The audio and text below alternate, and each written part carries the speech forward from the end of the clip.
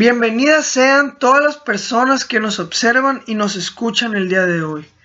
Nosotros somos alumnos del grupo 4.1 de la Universidad Autónoma de Sinaloa de la Facultad de Medicina. La materia es Fisiología Médica a cargo del doctor José Guadalupe Daud Leiva y el día de hoy les hablaremos sobre fisiología cardiovascular. Comenzaremos recordando con algunas generalidades del sistema cardiovascular o circulatorio y mencionaremos que la función principal del sistema cardiovascular es abastecer de sangre a los tejidos, proporcionar los nutrientes esenciales a las células para el metabolismo y eliminar los productos de desecho de las células. El corazón actúa a modo de bomba, de modo que al contraerse genera la presión que impulsa a la sangre a través de una serie de vasos sanguíneos. Los vasos que transportan la sangre desde el corazón hasta los tejidos son las arterias, que están sometidas a una presión elevada y que contienen un porcentaje relativamente pequeño del volumen sanguíneo. Las venas, que transportan la sangre de retorno desde los tejidos hasta el corazón, son vasos de baja presión y contienen el porcentaje más elevado del volumen sanguíneo. En el interior de los tejidos hay una serie de vasos sanguíneos de pared fina denominados capilares que se interponen entre las arterias y las venas. A través de las paredes de los capilares tiene lugar el intercambio de nutrientes, de productos de desecho y de líquidos. El sistema cardiovascular también interviene en diferentes funciones homeostáticas. Participa en la regulación de la presión arterial, transporta varias hormonas reguladoras desde las glándulas endocrinas hasta sus lugares de acción en los tejidos diana y participa en la regulación de la temperatura corporal y en los ajustes homeostáticos en respuesta a estados fisiológicos alterados como las hemorragias, el ejercicio o los cambios posturales.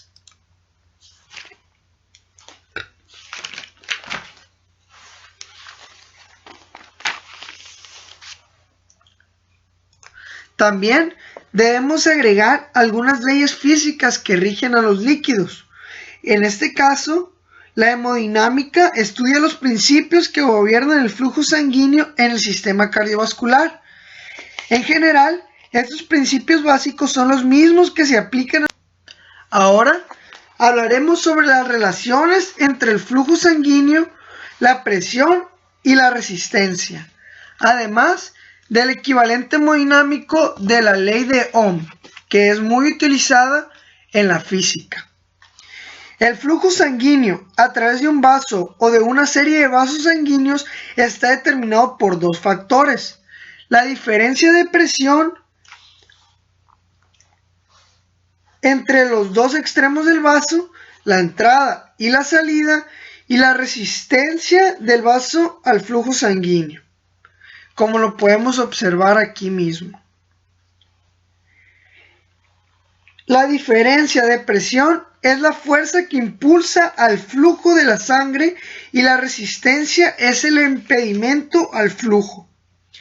La relación entre el flujo, la presión y la resistencia es análoga a la relación entre corriente, voltaje y resistencia en los circuitos eléctricos, tal como se expresa en la ley de Ohm.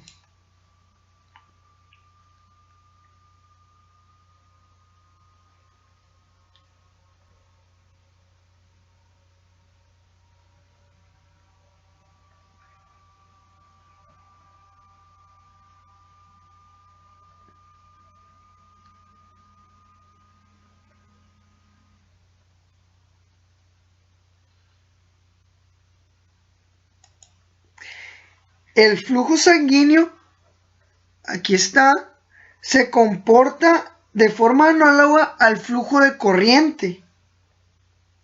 La diferencia de presión o fuerza de impulso es análoga a la diferencia de potencial o de voltaje, y la resistencia hidrodinámica es análoga a la resistencia eléctrica. La ecuación para el flujo sanguíneo se expresa del modo siguiente: Q igual a P sobre R, donde la Q representa el flujo, la P a la diferencia de presión y la R a la resistencia.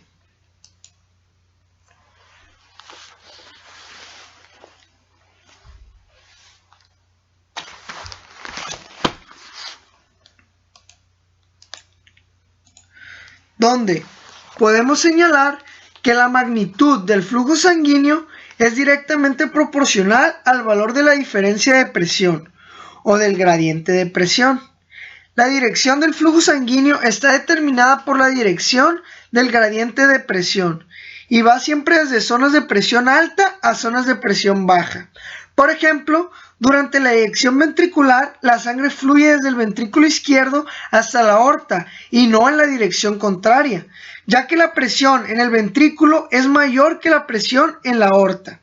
En otro ejemplo, la sangre fluye desde la vena cava hasta la aurícula derecha, porque la presión en la vena cava es ligeramente superior a la de la aurícula derecha. Además, el flujo sanguíneo es inversamente proporcional a la resistencia. Al aumentar la resistencia, por ejemplo, por vasoconstricción arteriolar, disminuye el flujo, mientras que un descenso de la resistencia, por ejemplo, por vasodilatación arteriolar, hace aumentar el flujo. El mecanismo principal para la modificación del flujo sanguíneo en el sistema cardiovascular es la variación de la resistencia de los vasos sanguíneos y en particular de las arteriolas. La relación Ahora hablaremos sobre la resistencia al flujo sanguíneo. Aquí podemos destacar la ecuación de Poiseuille. Ahora, los vasos sanguíneos y la sangre propiamente dicha constituyen una resistencia al flujo de la sangre. La relación entre la resistencia, el diámetro o el radio del vaso sanguíneo y la viscosidad sanguínea se describe en la ecuación de Poiseuille. La resistencia total ofrecida por una serie de vasos sanguíneos depende también de si los vasos están dispuestos en serie, es decir, la sangre fluye secuencialmente desde un vaso hasta el siguiente o en paralelo, es decir, el flujo sanguíneo total se distribuye simultáneamente entre vasos paralelos. Ahora sí, hablaremos sobre la ecuación de Poiseuille.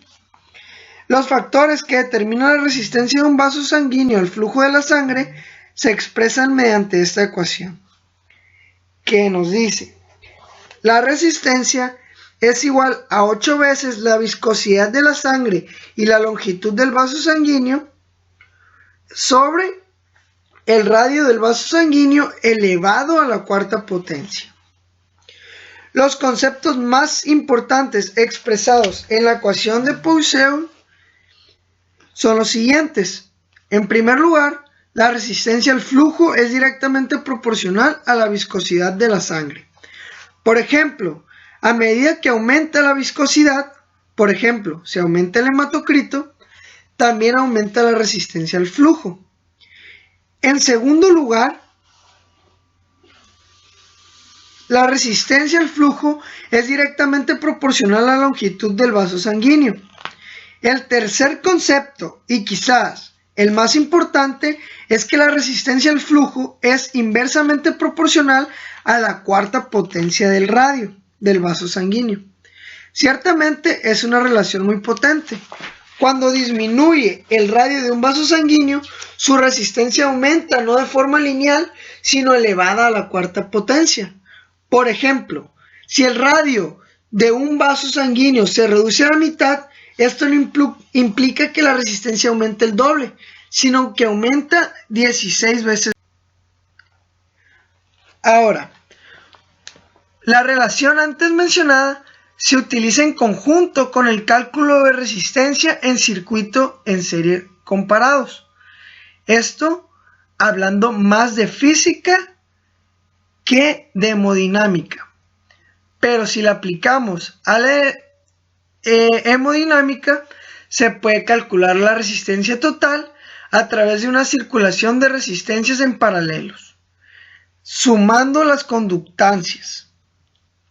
Ahora, si todos los parámetros adicionales se mantienen constantes, por ejemplo, el gradiente de presión, un cambio en la resistencia en un subcircuito paralelo de la circulación no cambiará el flujo de los subcircuitos remanentes de la circulación paralela. Ahora, como tanto la circulación sistémica como pulmonar tienen más o menos la misma cantidad de capilares totales con la misma área transversal, alrededor de 1357 centímetros cuadrados, y las viscosidades sanguíneas y flujos son iguales, la diferencia más baja de presión a través del circuito pulmonar debe obedecer a la diferencia en la longitud del vaso entre los circuitos pulmonar y sistémico. Ya para terminar, hablaremos sobre el flujo laminar y número de Reynolds. En condiciones ideales, el flujo sanguíneo en el sistema cardiovascular es laminar o hidrodinámico. En el flujo laminar no genera un sonido audible. En contraste, un flujo turbulento involucra fluctuaciones de presiones aleatorias y el sonido puede escucharse. El número de Reynolds es variable de sin dimensión que relaciona fuerzas viscosas y de inercia. Sirve como un indicador útil de la transición de flujo laminar a turbulento. El número de Reynolds se calcula en la siguiente ecuación. El número de Reynolds es igual a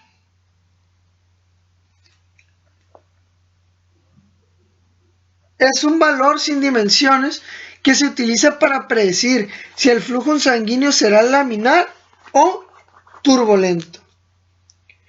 Si el número de Reynolds es menor de 2000, el flujo sanguíneo será laminar. Si el número de Reynolds es mayor de 2000, aumentará la probabilidad de que el flujo sanguíneo sea turbulento. Los valores superiores a 3000 predicen siempre un flujo turbulento. Las variables a tomar en cuenta son la densidad de la sangre, diámetro del vaso sanguíneo, la velocidad del flujo sanguíneo y la viscosidad de la sangre.